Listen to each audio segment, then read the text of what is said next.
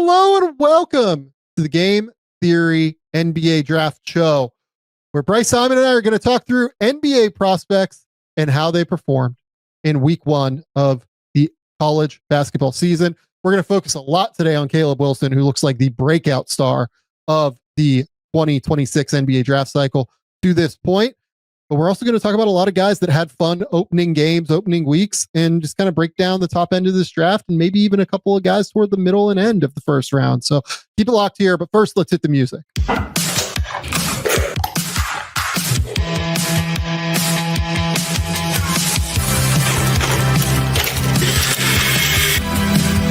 do have a timeout. Decide not to use it. Way downtown. Bang! Bang! What is this going to be? Are you kidding me? Hello and welcome to the Game Theory Podcast. I'm your host, Sam Vecenie. But if you watch the tape, what you will see completely orchestrated this game. Bryce, what's going on, buddy? What's up, Sam? How are you? NBA draft season in full swing right now.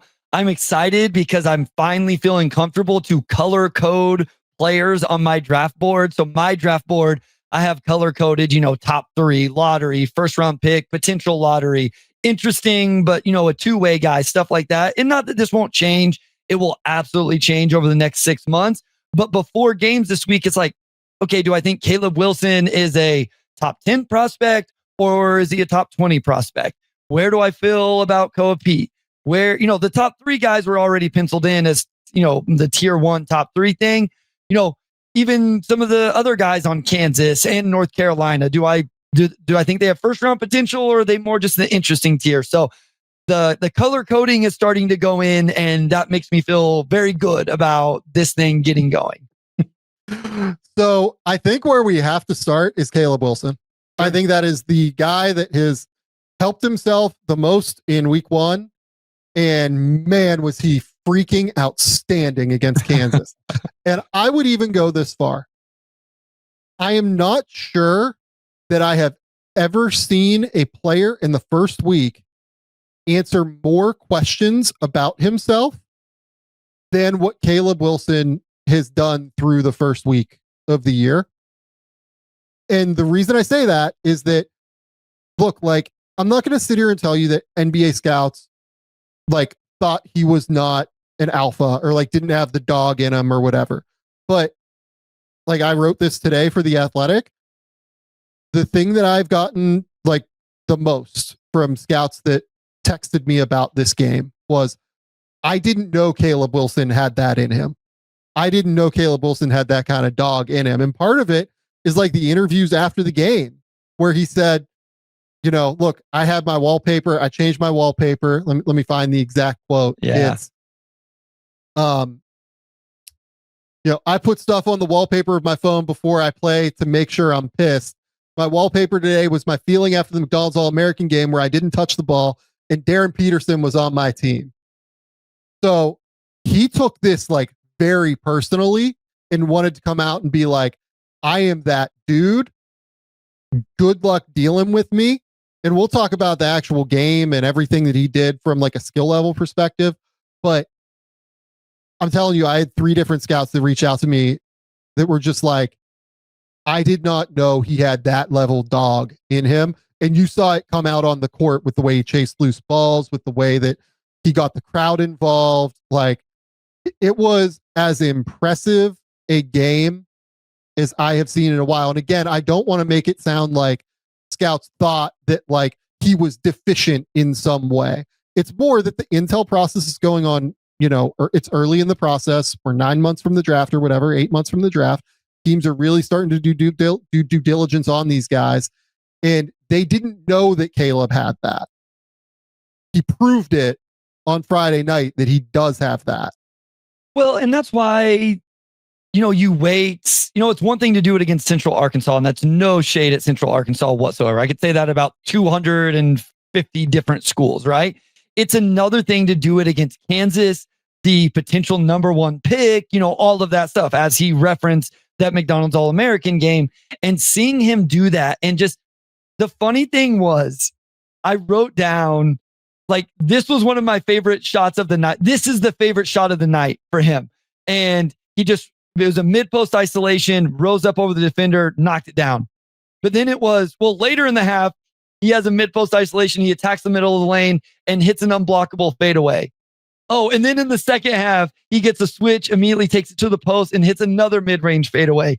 And then another one, insane jab step. He completely moved the defender out of the way and then downhill drive and then stopped his momentum, decelled, and hit the floater.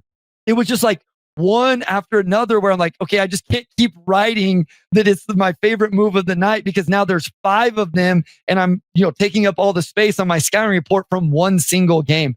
It was interesting. I went back to my high school notes on him and I did have some notes littered with, I thought his shot diet was that of a big time scorer and option, but has to be able to capitalize. Like I actually did have a few notes littered with a little bit more offensive upside than what I was hearing other people talk about. Maybe I just caught the right game or two that I watched. Maybe I didn't watch, his summer circuit compared to his high school or whatever it was. I can't even tell you for sure now. I didn't write down what games I watched. So I wasn't as surprised, but I was in the group of, I want to see it at the college level. Yeah. I mean, look, like any of these guys that have more of like a transition-y based game because of their athleticism on the ball particularly, and then also have like some questions in terms of the shooting, they're always guys that are gonna have to prove it for scouts in the college basketball setting where it's going to be harder to find space. It's going to be harder to get out in transition. You're dealing with athletes that are more your speed. Caleb obviously is like a different level athlete on some level, but like certainly better athletes on a night-to-night basis than what you have had to deal with prior, even on the AAU level when he was playing with Cam Boozer's team, Knight Riders, right? So it is tricky, I think, but I'm so glad you brought up the offensive side where it was like, oh my God, like he's making these like really nice, mid-range jumpers where like he's kind of taking in the mid post and then just like kind of floating and finding areas and like realigning himself in midair and getting to spots. Defensively, we know that he's like a really active, aggressive defender. I thought he was like okay on defense in this game. I didn't think he was like a total monster, honestly. Go ahead. You're kind of shaking your head. No, I didn't think he was either. If I was disappointed in something, it was, I thought the defense wasn't up to my expectations of what he is defensively. Now, while you're, pouring in 24 points or whatever against, another blue blood, that tends to happen a little bit, but there was a little bit where I was like, it was just okay. Yeah. But massive contested rebounds consistently. Yes. Ton of loose ball gets. Offensive rebounds, I thought were really, really good as well. Couple of putbacks that I thought were impressive. Obviously, like cutting and moving off the ball was really, really high level, I thought. I loved his game. Like I thought he was super impressive, and he is definitely the big winner from the opening week of like the NBA draft cycle in 2026. Like he was a guy that when I would talk to scouts, like it was okay, like maybe he's a top 5 pick, maybe he's like a top 20 pick. We'll see where it settles in. You never know, but like every scout I talk to now is like, no, like he's very strongly in the mix to be a top 5 pick. Whether or not it lands there will be dependent on the rest of the season, obviously, where the shooting comes in, where the rest of the offensive game ends up coming in. But I also liked the handle for the most part in tight spaces. Like I thought that, he did it minimally, but when he did, he felt relatively under control. It's definitely something I want to track more, but I thought that there was some real potential there.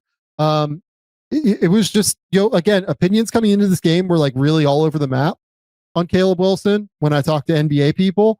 And now it is, no, this is a very real dude.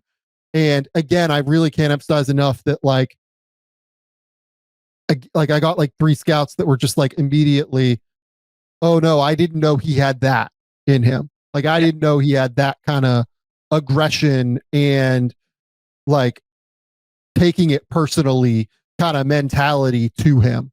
And man, it was something fierce and something impressive to watch, I thought. Yeah, absolutely. And I was just one final thing. I thought his passing was, I think he made good decisions. It wasn't crazy impressive. It wasn't like highlight level manipulation or whatever, but I just thought he made good quality passing decisions. Yeah, no, I totally agree with that. I thought that he made the right choices when presented with them. I thought that he made really like strongly timed decisions. He was good with reversals.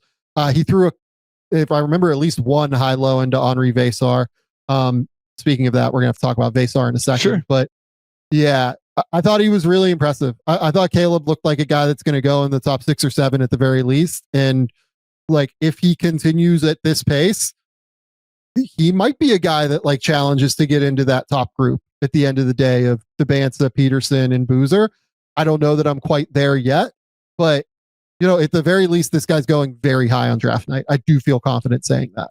Yeah, I mean, again, to the point, like my tier 2 color, he has that right now. You know what I mean? Like that. And before this game, I wasn't sure because it was like, again, do I think he's solidly in the lottery? Or do I just think he's a first round pick? And after watching that, and again, it could change. Maybe, if he goes cold from the mid range the rest of the year and, whatever. But based off the data we have right now, I mean, if you ask me to do a mock draft today, based off what I've seen today, and I had picked number 4, I would probably end up taking him number 4 based on what I've seen so far with my own eyes. And the opportunity, like not all of these guys have gotten the opportunity to show out against a Kansas level opponent yet. We'll see what they do with their opportunities, and that could change things a little bit. But Caleb's performance at least put him right in the middle of that next tier. And if he can continue to do what he did in this game, Sam, you're right. He could be the answer to the question I ask you of, could there be a 4th in that top tier? What did you think of Darryn Peterson? He made shots. Like, I that was my biggest question with Peterson was like, how much is he going to I don't think I believed in the scoring quite as much as maybe you did or others. But it was on full display in this game. And I thought he did it in a variety of play types. He had a mid-range and 3-pointer. He had off the dribble. He had off the catch, stationary, off movement. I thought that stuff looked pretty good. My question to you was like, where did you come away with his like creation and playmaking for his team? Because I feel like that left a little bit to be desired from me, but maybe I was being too hard on him. Well, it's hard because I felt like they played him off the ball, for large swaths of the game. Maybe that was why.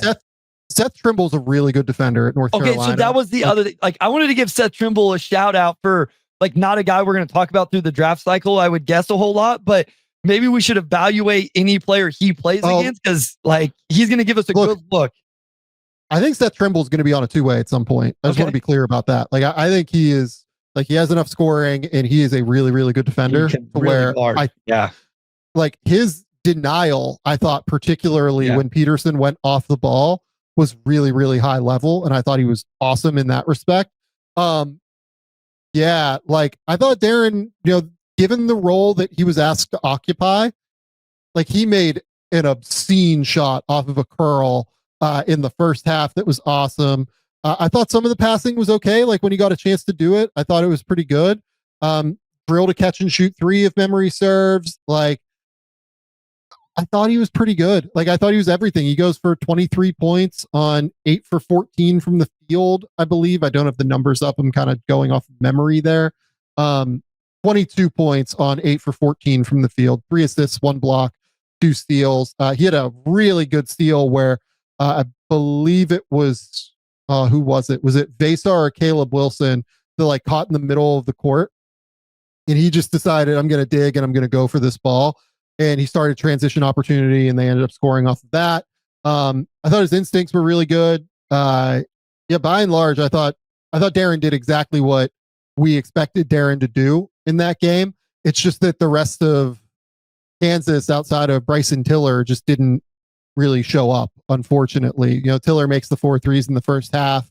Padunga got completely overwhelmed by Veesaar.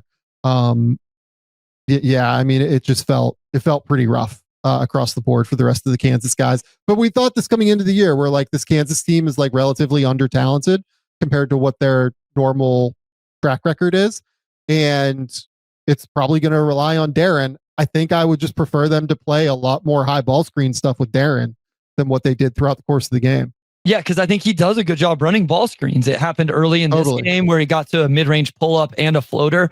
I will tell you, one of my favorite possessions of his actually ended up in a turnover and an offensive foul, but it's something he'll learn. Like, this is the stuff that, as an evaluator, I'm trying to learn to look for, where like that shows up as a negative. But it was a transition play, and he had a sick hesitation at the top of the key, and then he got downhill. He gave the defender the bump at the cutoff point, and then he hit the floater. Now the problem was he extended his arm. I think it probably was an offensive foul, but my takeaway from that is everything about that is an NBA move, and then he'll learn not to extend his arm, just to like use his body in the way SGA does, et cetera, in the league. And then but just everything else about it looked like an NBA move to me. So that's one I wanted to shout out as well. The last guy I do want to shout out from this game is Veesaar. Yeah. I mean, look, I've been higher on Veesaar than anybody. He was the top transfer on our board at the Athletic, basically because of me, outside of the like Sturts, Lendeborg, Donovan Dent, and then there was Darian Williams was the other one. Like the guys that were like first team all conference, studs that were expected to be preseason All-Americans. We had Veesaar fifth because Veesaar is an absolute joke, guys. Like, I am just straight up telling you that guy was so good late in the season for Arizona, and like seems to have totally figured out his game. He went 2 for 5 from 3 in this game, like hitting pick and pop threes. He was awesome on lobs to the basket in this game where, Wilson hit him once. I want to say Kyan Evans hit him once. His short roll game was pretty on point. He drove one for a bucket at the rim there. And defensively, I thought he was really good and stout at the rim, using his verticality, just being enormous in the middle of the court and making life really hard for Kansas when they drove to the rim. He's versatile and multiple in ball screen coverages. You can have him play at the level. You can have him play in a straight drop. He's not like a switch defender necessarily, but I think his footwork is pretty good. Like, again, this is the guy I had in the top 40 to start the year on the mock draft I did at the Athletic, and I see no reason to move off of that. If he goes in the first, it won't blow my mind. I am a Henri Veesaar guy in general. Do you have any worries about the physicality? I think that's my holdup. Just like, the size concerns me a little bit. I know that like at Arizona for a couple of years there, it was like, I think he kind of wanted to play the 4 a little bit, was my read. He's a 5. Like, he's definitely a 5 and needs to embrace being a 5, and he has the frame to do it. Yeah. But I agree with you. Like, a lot of the time, like particularly on the glass is where it bothers me most, to be honest with you.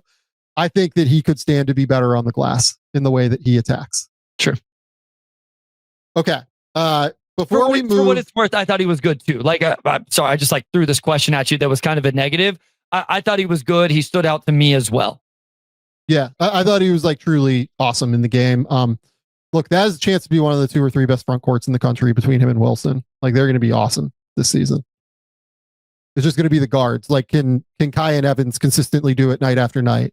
I'm not a Jaren Stevenson guy really. But like, what does Luka Bogovac look like? Can he be a real difference maker for them in some respect? Or is it going to be all Seth Trimble, who's more of like a scoring guard, who's a really good defender, who's going to have to kind of make it work? But, North Carolina looked really good. I'm excited to kind of watch them this season. Okay. Shout out to our friends over at Mizzen Main. Look, let's be honest. Dress clothes are by and large kind of uncomfortable. They're high maintenance. They don't feel great to wear. They can be stiff. And you have to find that balance between looking sharp and looking great, but also being comfortable with what you're wearing, because confidence is the whole name of the game in terms of just being out in public and, drawing eyeballs when you look good. Mizzen Main makes classic menswear with performance fabrics, so it's effortless to look sharp and feel great. They combine those two things together. It's why I have, been buying Mizzen Main since even before they were a sponsor on the show. I think it is such a terrific product. Mizzen Main actually invented the performance fabric dress shirt over 10 years ago. And since then, they've perfected it with modern fabrics. Mizzen Main's shirts and pants look refined, but they're stretchy, they're lightweight, they're wrinkle resistant, and they're completely machine washable. Again, like, I wear them to go golfing in a decent amount. I think that they are just the best things on the market in terms of looking great, having dress clothes that are also quite comfortable. Right now, Mizzen Main is offering our listeners 20% off your first purchase at mizzenandmain.com, promo code GAME20. That's Mizzen, spelled Mizzen, and Main, MAIN.com, promo code GAME20 for 20% off. Mizzenandmain.com, promo code GAME20. And if you'd rather shop in person, you can find Mizzen and Main stores in select states. We're also going to shout out Momentous. Creatine isn't just for muscle building. It has become a daily essential for your strength, focus, recovery, aging, and cognitive performance. Look, like, again, I talk about having ADHD and trying to deal with focus and finding different ways to allow all of my many jobs that I have to get done. And creatine is a really valuable way to help build that kind of level of focus that I need, at least. Momentous is making your daily creatine routine even easier with new creatine chews. They're bite-sized lemon lime chews that make consistently effortless. You just chew and you go. Each chew delivers exactly 1 gram of Pure creatine monohydrate, the gold standard. It is single source from Germany. It is NSF certified for sport, which means it's independently tested for purity, safety, and label accuracy. And whether you're training, working, or traveling, this performance without pause, this is performance without pause. It is made to support your body, your brain, your mind every single day. Momentous doesn't just follow the trends. They perfect the fundamentals. This is a chewable creatine dose done right. Right now, Momentous is offering our listeners up to 35% off your first order with promo code GAME. Go to livemomentous.com, livemomentous.com, and use the promo code GAME for up to 35% off your first order. That's livemomentous.com, promo code GAME. Okay, Bryce, I think the next place I want to go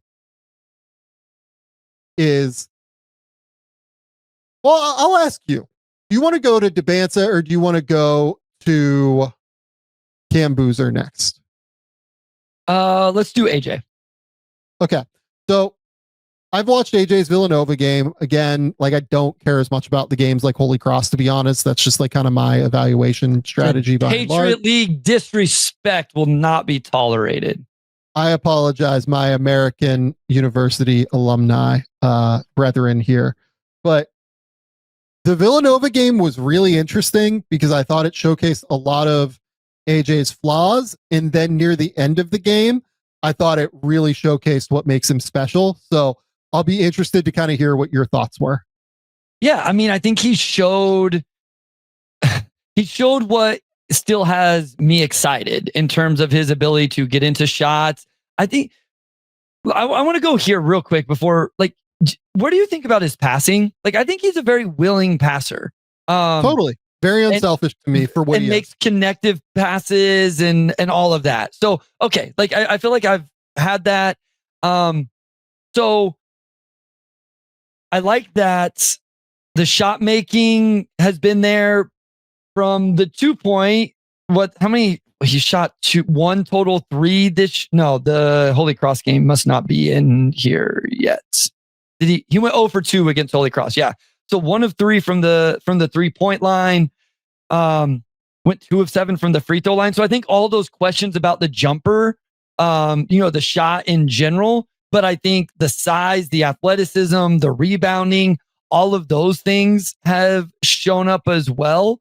So I think he's kind of been what I thought he was going to be here to start. The Villanova game's the only game I've watched as well. I didn't watch the Holy Cross game either. Yeah. So what I was frustrated by early in the game was a tendency to just drive straight into the body of bigs and take off from too far away from the rim, right? Like, the shooting is what it's going to be early on, right? But I felt like the decision-making tree was like slightly off on the drives early. But then late in the game, when like it was tight and things were close and they needed buckets, I felt like his brain slowed down a little bit, actually. They ran like 2 straight horn sets where you got a cross screen from Keita to Saunders for Saunders to come over to the left. Keita then would go up and set a screen for Dybantsa from the right side of the court. Dybantsa would drive, and instead of just like driving straight line and deciding, I'm going to go to the rim, I'm going to score, I'm going to try and just go through you, he slowed down and he let the play develop in front of him in a way that I've always really wanted to see consistently from him. And, he took a hostage dribble, went like right pound dribble, right left crossover, got to the left side of the court, let Keita steal the big, and then got the easy bucket, right? Yeah. And then he did it like again, literally the same play, where this time it was like, get into the middle of the court, get a guy on your hip. The guy recovers and tries to get back in front. And as soon as the guy tries to get back in front, he backspins off of him, just perfectly timing it, and then gets to a lefty layup while Keita steals the big again.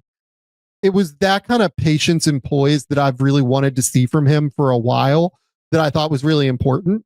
Look, I have questions on the jumper. I've always had questions on the jumper. It's just very flat. It is what it is. He did make a transition 3 in the game that we're talking about. But just from a physical tools perspective, there was a play before the 2 that I called out where, oh my God, just literally eviscerated this dude in space with like an inside out dribble with his left, and then beats him down the hill with speed and bend and flexibility and gets way lower than him and just gets all the way to the rim and scores. And there's just nothing anybody can do, despite the fact that the half court defense is like fully set. Yeah. And it's like, okay, like those are the tools. I think he has better tools than any player in the class. It's just going to be, where does the actual skill level end up coming in this year? And where do NBA teams feel like they can get the skill level to after getting their hands on him after the draft? Yeah, I have a lot of the same notes. Combining ground coverage with strength and deceleration and body control on his drives, the ball screen manipulations and nuances of being able to put a defender on his hip and then finish with his left hand. All of those same notes are there. And so I guess that's where I'm at is I thought this was a chance for what he could be with his, all of the physical tools, his athleticism. He covers so much ground on some of these things. He puts so much pressure on a defender with his ability to do that. And so it really is, how far can you get with the offensive game? We talk about off the ball. Can you hit a 3 off of a screen? Can you hit it in transition? Like you mentioned that he did make in that game. Where does this go with his off the ball game as well? Because I feel decent with what I've seen in that small sample of what he can do with his ball in his hands, with operating a ball screen, those tools to get downhill. Can he be enough of a shot maker, the 3-point jumper, all of that to really round it all together with the willing passer, the rebounding, the defensive upside and potential? Yep. Let's go to Boozer now. I'll just ask you this. So Cam Boozer against Texas, team with real size and length, ends up like really struggling from the field. Did you feel like this was opening night jitters? Did you feel like Texas might have kind of exposed a couple of things with his finishing? How did you end up kind of coming down on this? Because in this game, Cam Boozer ends up going for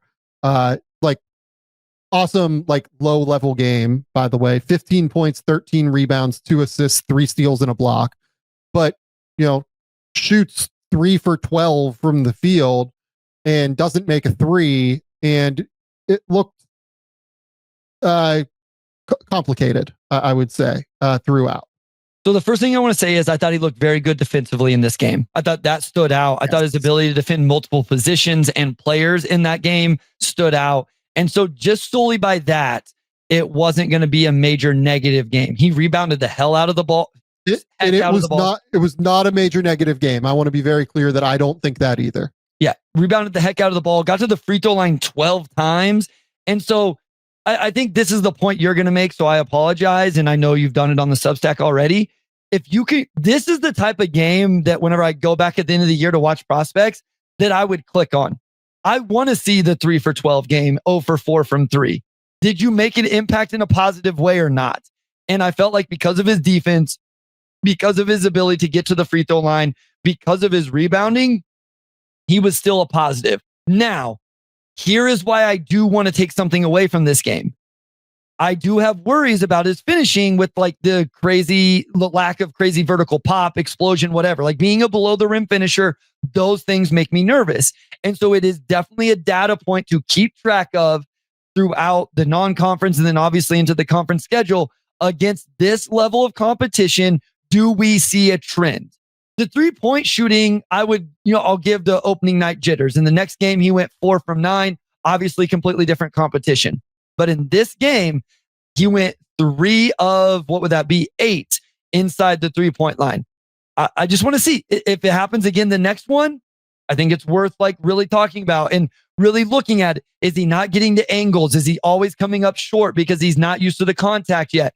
If by the time we get to conference play, does he figure that stuff out? So that is why I think this in particular for him is at least noteworthy and important to keep a data point of, because it was a question coming into the season and it did play out in that first game. Yeah, like a lot of his finishes in high school ended up just being stronger than everybody, right?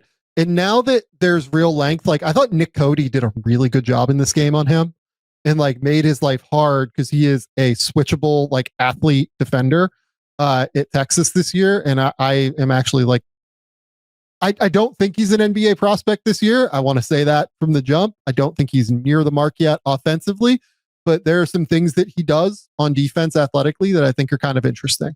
I think that with Boozer, you kind of mentioned it. The thing that frustrated me, though, more than anything, the finishing is the big question. I felt like I'd seen more craft from him before in ball screens in terms of like, okay, I'm going to play with patience. I'm going to hit like, hesitation, inside out, draw defenders toward me, make passes, or try and get guys off balance going to the rim. I thought in game 1, he kind of just barreled his way toward the rim a little bit too often. And again, that could easily be first game jitters. And that's why like I'm not taking away too much from this. Also, I want to say like Texas's whole defensive strategy, like for years upon years upon years of Sean Miller, watching Sean Miller play basketball, we know what Texas's defensive strategy is going to be, even with Sean having just gotten there. They are going to pack the paint. That's what they do. They are going to be a great defensive team at the rim, and they always had guys at the basket, and that's probably going to be one of the tougher teams to score on the interior that Duke plays this year, just point blank, because that's what Texas and Sean Miller does. That's what Sean Miller does particularly, and now because of that, it's what Texas does. So I think that's where I'm like kind of most interested now in terms of what happens with Boozer here moving forward. Obviously the 3-point shot didn't fall. If he makes, how many threes did he attempt in this game? 4 threes. If he makes 1 out of his 4 threes, even we're looking at like an 18 and 13 night. And I think people are even like less concerned, to be honest, but the finishing is like a real thing. And he just didn't separate from anybody in this game either. It was like a real factor. It felt like, again, there was just always a body on him, which is the difference, the point of contention that people who like Dybantsa and Peterson more than him always bring up, is that Boozer doesn't really get away from guys in the way that those two do. So looking at it holistically, the fact that Boozer can have a bad game and it's 15, 13, 2, 1, and 3 is incredible. Like, says everything you need to know about how good that dude's going to be in the NBA on some level, right? Yep. But when we're comparing him to guys like Dybantsa and Peterson, who we think have like real all-NBA, all-star upside, that is an important point of contention, I think. And it's an important data point, and it's just one data point, and we will continue to see where it goes.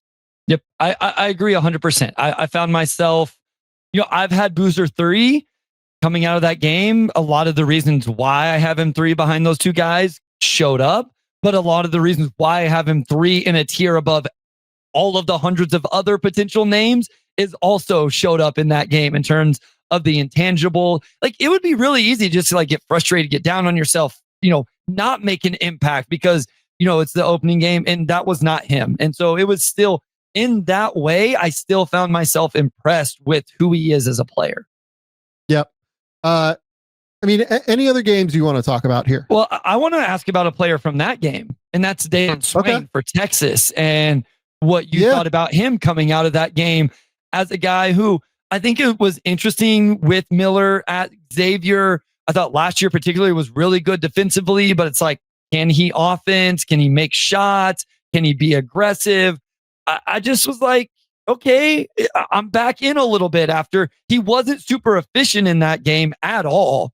Yeah, I think with Swain, what really impressed me more than anything was the poise and confidence with the ball.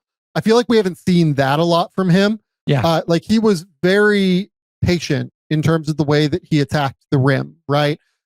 The 3-point shot, I know he made at least one in that game. I can think of off the top of my head. Stats say he made 2. I kind of forget what the second one was, but like the jumper is still very funky. Yeah. And it takes a long time for him to load into the shot, which is what worries me in the NBA. Like you just don't really get that window in the NBA to load into the shot like that. So a guy that's like definitely on my watch list, like would be a top 60 guy for me. I'm really intrigued with what he can be because of how good he is on the defensive end. I mean, the guy that he reminds me of is another former Xavier guy that wasn't there when Sean was there, but like Najee Marshall is the kind of idea for him to me. Is good defender, active defender, long arms, gets his hands into passing lanes, hopefully can play on the ball a little bit. Najee's not like a 0 as a shooter, but it's inconsistent, right? That's kind of what I would hope that Daylon Swain kind of morphs into. And Najee Marshall's had like a very good NBA career, obviously, for being undrafted, right? So that's kind of like where my head is at on Swain right now, if that makes sense to you. No, it does. I think maybe like Marshall has a little bit more like, I think I believe in Marshall's passing a little bit more. But if Swain will show that this year, then that makes sense. I'm back in a little bit in terms of like I'm not like skyrocketing him, but I liked him last year defensively. And now that we're seeing a little bit of offense, I'm intrigued again. Yeah, I think that's right. I think that's kind of the way to think about it. I think that's the way I'm thinking about it right now is like, I'm very intrigued with Daylon Swain. The other game that we haven't talked about yet that happened a week ago, but we do have to mention here is the Peat Florida game. Yeah. Where he dropped 30 points, 7 rebounds and 5 assists and just like completely took over long stretches of that game. Look, I think that Arizona has an amazing scheme for him that is going to work incredibly well. They're using him like in ball screens as a play finisher, getting him into the middle of the court in a variety of ways, be it, entry passes to the mid post or in the way that they did it in this game via the short roll with ball screens with Jaden Bradley and Anthony Del Orso. He just like completely demolished Alex Condon in the short roll in this game. And then because of the weaponry within the short roll, he was able to get behind him for 2 dunks as well. I thought Condon was just a mess on defense in this game. Like had like no chance to really deal with Koa. Yeah. I'm a little lower on Condon. A lot of people have him as a first round guy. That's not me. I thought his passing was better than what I, at least personally, had given him credit for coming into this. Listen, this is the ultimate. I'm not sure if like how I feel about the physicality and how he uses that. And is it going to translate? I will say through a front line at Florida that has all of Condon and Shinyelu and Lawton and all of those, he had multiple finishes through verticality contest using that physicality and that strength to do it. You mentioned the name Tobias Harris, I think a couple weeks ago or a month ago or whenever it was. And I was like, as I've learned to have an appreciation for Tobias Harris with his time on Detroit, his second stint with Detroit here recently, that's an archetype that I think has value in the NBA. I'm not saying they're 1-for-1. I'm not saying that's who he's going to be. Tobias Harris can shoot threes and Peat can't right now. So it's not a 1-for-1, but I just, that archetype, that physicality, that frame, he's more intrigued. I was not a Peat guy going into it. that was a really good performance against Florida. I'm excited for the next big time matchup because I'm interested to see if somebody just dares him to make shots. Can they completely keep him out of the lane and dare him to make shots? And, how does he respond to that? But overall, this was a big time performance from him. But you know what I say about that though, Bryce? Like, I actually don't know if teams are going to be able to keep him completely out of the lane. Maybe they won't. Yeah. Because of how smart Tommy is and how smart that staff is and like how much experience they already have, frankly, because, Tommy Lloyd coached him at U19s, like already getting him looks in advantageous areas for him, right? Like you can run that short roll with Jaden Bradley so regularly because Jaden Bradley is going to be one of the best guards in the country this year. And it's going to be advantageous for you to probably put 2 on the ball semi-regularly. And then, okay, if you switch against Bradley in Koa, then you have a small on Koa Peat and you have a big on Bradley, and that probably doesn't work super well, right? Even if it's a wing, then you have a small on Koa Peat, and that's probably a win for you at the end of the day. I think that has a chance to be like a really lethal ball screen combination, and I'm excited to watch that kind of happen throughout the year and watch that combo grow, I think, throughout the year. And I will just say real quickly, he had a little more vertical juice than I thought. Like you mentioned, like he had the big time he definitely has finish pop. over Condon. Yeah. Yeah. What I would say with Koa's verticality, though, is he has real pop when he can load up off of 2 feet and has some space, right? Like the big dunk where he goes up and like catches it behind his head with one hand. The catch was more impressive than the dunk to me. Like the fact that he caught it all the way back here and slammed it all in one motion was unbelievable. But like you watch him, like he really sank into that. He got down to like probably 4 foot tall to be able to like sink in and like jump up and elevate in that way when he got past Condon and got the lob, right? When he's going through contact, he's not one of those guys that like seems to keep elevating through bumps, right? I think that he kind of takes a bump and then like maintains his coordination and balance because he's so strong, but it's not like he like dunks through guys. Sure. It's that he's dunking, like he's getting that separation and using that separation to be able to load up with his legs. You mentioned, the next matchups for them. They have 2 big ones coming like in a week. They have Arizona this weekend, which will be really, really fun. And then they have UConn next Thursday that I think will be also really, really fun. So they don't have Arizona this weekend. They have who? They have UCLA. I'm sorry. Okay. They have UCLA this weekend. Mick Cronin will find ways. Like if anybody can find ways to figure out how to slow them down and slow him down, Mick Cronin and Danny Hurley. Like those 2 are great tests for Koa Peat to me from a schematic perspective to see what can happen. But, didn't take any threes in this game. I thought the thing that I like most about Koa, before we can move on to some other games real quick, just and buzz through them honestly, because we want to get out of here and make these shows like 50 minutes. The thing that I like most about Koa is that he is very role agnostic almost. And you can put him into a lot of different kind of situations and he'll be pretty good. He can handle the ball a little bit and play out of the mid post. He can play in ball screens and play out of the short roll. He can play out of ball screens as a ball handler. Like there are just a lot of different ways that you can use him that I think will be effective in the NBA. And those guys tend to have some value. Sure.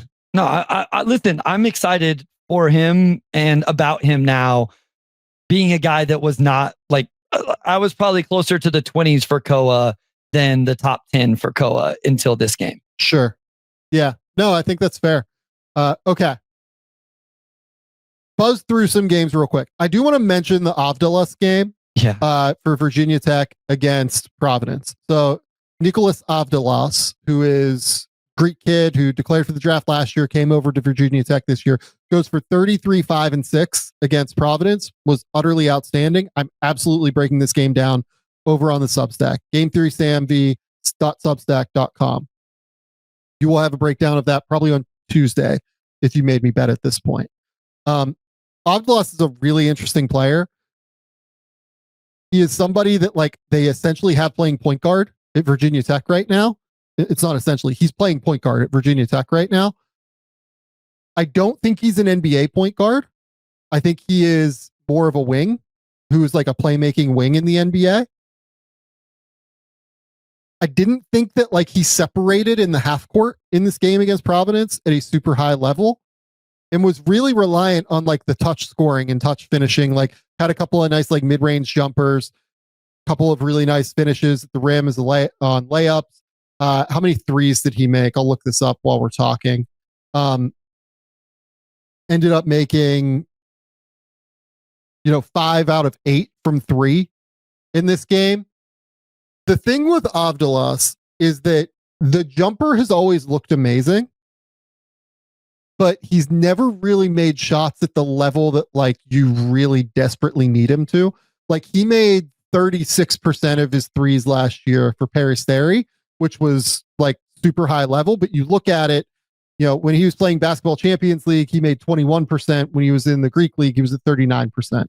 The previous year, he made 14% of his threes, right? And then you look at like the national team career with the Greek team, 28%, 40% on 5 attempts. So went 2 for 5 in 2023, 28% from 3 in 2024, 30% from 3 in 2025. So he's one of these guys where it's, if the jumper is falling, he is basically unstoppable.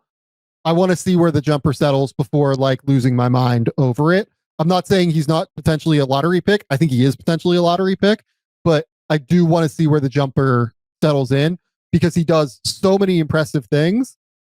But if he's not able to get by anybody and he's not able to shoot, I worry that he's like stronger Jaeger Demon, which is still a valuable player and would be, probably a top 20 pick, but it might be a little bit more challenging than that. I didn't get a chance to watch this before we recorded. I liked Avdalas a lot. Going back to last year, I thought you could see the talent and the skill, but I thought he looked a year away. He was a guy I was really excited to watch this year at Virginia Tech to see how much the on-ball stuff could come. Like you said, I thought the free throw shooting form looked good when what I watched last year, but what does it look like? The jumper has always looked good. Sure. Is the key. So like he could just be, this could be the year where it breakout. Yeah. Yeah. The confidence, totally. All of that, the role, it all comes together to be a really nice package. And then I just want to see what he looks like defensively in this game because I have some is that good or bad?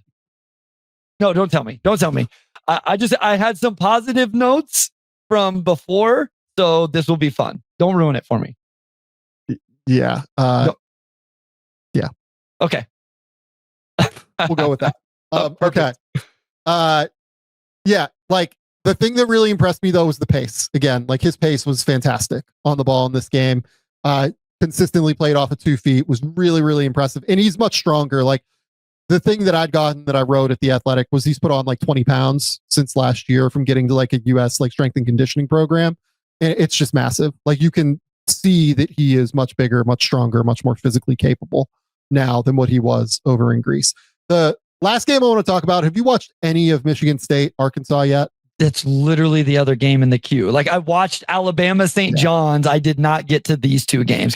So real quick, because we're not going, I love LeBaron Philon. I don't know what he ends up being. I don't know where I end up ranking him, but I enjoy watching that dude play basketball a lot. Love him as well. The Arkansas Michigan State game was very college basketball and like extremely gross. Like extremely gross. Like